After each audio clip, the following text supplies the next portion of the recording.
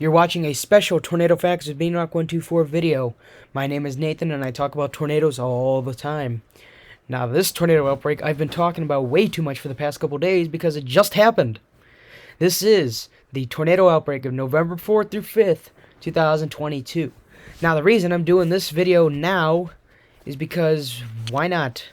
Whenever a bad tornado outbreak occurs, like something like this is what I'll be doing, and then I'll eventually come back to it at a later date when that time comes to talk about it again in greater detail, with more detail than what I have now and what I have off to go with. So, this was a significant late season tornado outbreak that took place yesterday, November 4th, 2022. Now, you're watching it now. The normal episode of Tornado Facts of Beanrock124 will still be out tomorrow at 10 a.m., so don't expect nothing tomorrow. This tornado outbreak occurred across northeastern Texas, western Arkansas, and southeastern Oklahoma, with multiple large destructive tornadoes occurring over a span of several hours. Major damage has been reported in Sulphur Springs, Powderly, Paris, Kaysen, Dagnerfield, Athens, and New Boston, Texas, and Idabel, Oklahoma. The latter two communities were placed under a tornado emergency for both tornadoes that touched down. There was one fatality that was confirmed in Idabel. Numerous PDS tornado warnings were issued as well. And get this, an additional tornado was confirmed in Illinois the following morning, less than 10 miles from where I live. And I saw that, and my heart almost sank, because how did I miss it? There was not even a tornado warning issued. I'm like, oh, come on. I saw it like 5 minutes ago, and that's what made me record this now. Now, strong winds affected most of the western Great Lakes throughout the day before moving to Canada this evening. One fatality and at least 24 injuries have been confirmed from tornadoes, and an additional fatality occurred near Stillwell, Oklahoma, from drowning. Let's go here. Let's start with the tornado that happened earlier today. This happened in Kane and Kendall counties. That's not it. Oh, here. This is Google Earth here. So here's the starting coordinates of the tornado. 41 degrees north, 72 west. It moved northeast. It just said 41 degrees north, 72. 41.72 north, 88.57 west. It was 3.67 miles. It claimed to have moved northeast in this direction. So it would have made it, if it continued on the ground, if it stayed on the ground, it would have brought it right into Sugar Grove. And this area I'm way too familiar with. So the tornado started near Little Rock, moved northeast, missed this riding academy, I assume it's for horses, missed this Polish pottery place, and the Big Rock Quarry. It was headed for Rich Harvest Farms golf course before it lifted, and eventually it would have brought it over the Sugar Grove Airport, which would have been similar to the Plainfield tornado outbreak on you-know-what day. Alright, let's go back here. So let's read what it says. Now, this National Weather Service storm survey that the Lockport office did indicates that a brief EF0 tornado within winds of 80 miles an hour started near Little Rock and moved northeast where it caused sporadic tree damage and power L, whatever power L is. It was 3 miles south-southwest of Big Rock. So if we go back here, 3 miles south-southwest of Big Rock would put it right near those coordinates. So that should tell you something. Alright, let's go back here. Now, here's your meteorological synopsis. The risk for a late-season severe weather event became apparent on October 29th when the Storm Prediction Center delineated a threat area across portions of the United States Southern Plains area. Within time, computer models began to indicate the potential for a significant outbreak of severe thunderstorms farther east across portions of northeastern Texas, southeastern Oklahoma, and southwestern Arkansas. 2 days ago, also known as the day before my birthday, the Storm Prediction Center issued a Day 3 enhanced outlook highlighting a small corridor centered around northeastern Texas, extreme southwestern Oklahoma, and southwestern Arkansas and northwestern Louisiana. Elevated helicity expected to be around 250 meters squared per second squared, I think? Let's see. I think it's meters squared per second squared. Anyways, I don't think that's helpful. This was expected to be coupled with a 50 plus KT. I believe that's 50 knot. No, 50. I assume it is 50 knot low level jet in the area, providing the necessary ingredients for sustained supercells and embedded QLCS quasi-linear convective system rotations. Noting the possibility for tornadoes some significant. Now this part, embedded QoCS rotations. That's exactly what happened with the tornado in Kendall County earlier today. The storm, I looked at radar. It did not look severe thunderstorm. It did not appear to be severe enough to have a severe thunderstorm warning issued. Yet, now that I look back on it nearly 12 hours later, I realize that I was wrong. This is why I love this job.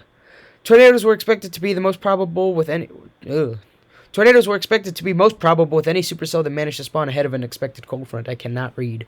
The next day at 0600 UTC, the SPC expanded the enhanced risk area while introducing a 10% hatched area for tornadoes, indicating an elevated probability for strong tornadoes to occur, centered in northeastern Texas and southeastern Oklahoma. Excuse me. With the newer models, more substantial destabilization was expected across the I-35 corridor, giving more favorable patterns for semi-discrete supercell structures to develop.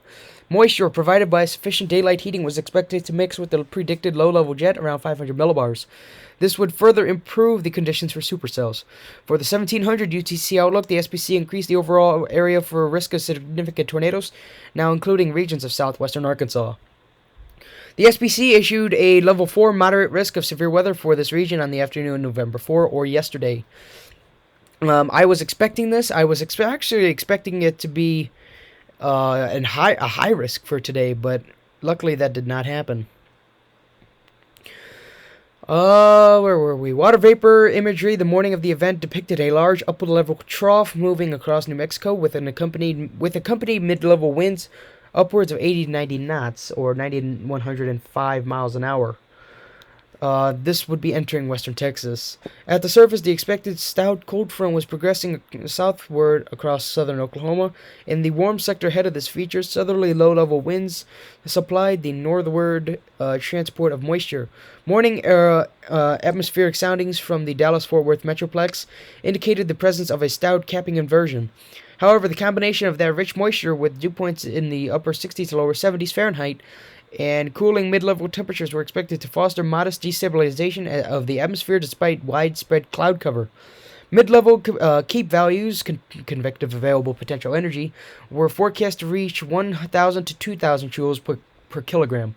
Usually, I believe December 10th had like 3,000, so this wasn't as significant as December 10th. At 1800 UTC or 1 p.m., so that tornado would have been 11 a.m.,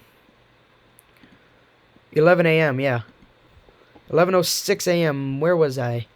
I was a few miles east of Aurora, I believe, if I remember correctly. So yeah, I would have been too far east to catch up to it. The SPC, so at 1800 UTC or 1 o'clock Central Time, the SPC issued the first of several weather watches across the southern plains, warning the potential for a few intense tornadoes across the moderate risk area. As the capping inversion eroded, a band of thunderstorms began to develop south of the Dallas-Fort Worth Metroplex and progressed eastward. Given the favorable confluence of strong wind shear, deep moisture, and instability, this band organized into distinct and significant supercell thunderstorms across the Arla-Tex region. Numerous tornadoes were observed, some of which were large and destructive, notably in the cities of Powderly and New Boston in Texas and Idabel, Oklahoma. Rare tornado emergencies were issued for the latter two cities. While concerns about additional supercell development shifted eastward into southern Arkansas and northern Louisiana, forecasters warned of an increasing damaging wind event across western and central Arkansas. Here's your confirmed tornadoes. There's going to be more, but once we come back to this in 4 years, literally, actually almost like 3.5 years, this number will obviously go up. None unrated, 1 EF0, none EF1, 2 EF2, and so far 2 EF3. None of these yet. I doubt we'll get this number, but this number looks likely. But we'll get to that in a second. For a total of 8+ tornadoes. Now here's November 4th. Brookston, Texas to Mid-City, Texas to Grant, Oklahoma. Unknown length, unknown width. Touchdown around 4:15 p.m. This was the Powderly tornado. An intense wedge tornado touched down near Brookston and moved northeast. Intense damage was reported in the Powderly Mid-City area. The tornado continued into Oklahoma, producing tree damage in Choctaw County. Now, I just realized this tornado outbreak is eerily similar to the one on March 21st through the 23rd of this year, where tornadoes crossed the border into Oklahoma and caused significant damage to whatever that town was. Next tornado, southwest of Sulphur Springs, Texas. This was another significantly hit city. Heavy structural damage was reported in Brashear. This tornado touched down a little over an hour after this one. This one still is yet to be rated, but who knows? This could be a EF2, EF3, somewhere like that. Now, here's the one I was really surprised got an EF3 rating. This was the Idabel tornado. This one had the one death. A strong wedge tornado touched down southwest of Bogota and moved through the Clarksville area. No, not the one in Tennessee, my friend who lives down there. This area, it moved through Clarksville area before moving into Oklahoma, where one fatality was confirmed in Idabel. The tornado narrowly missed a Oklahoma Mesonet station, which recorded a maximum wind gust of 108 miles an hour, and the tornado may have continued into Arkansas. That is still yet to be confirmed there. Now, Athens, Texas, a large metal structure had a few of its exterior walls caved in and loss of roof covering, a EF2 there. These three are unknown. This is the New Boston one. This one may have continued into Arkansas as well. This could be an EF4. They're saying New Boston was hit pretty badly.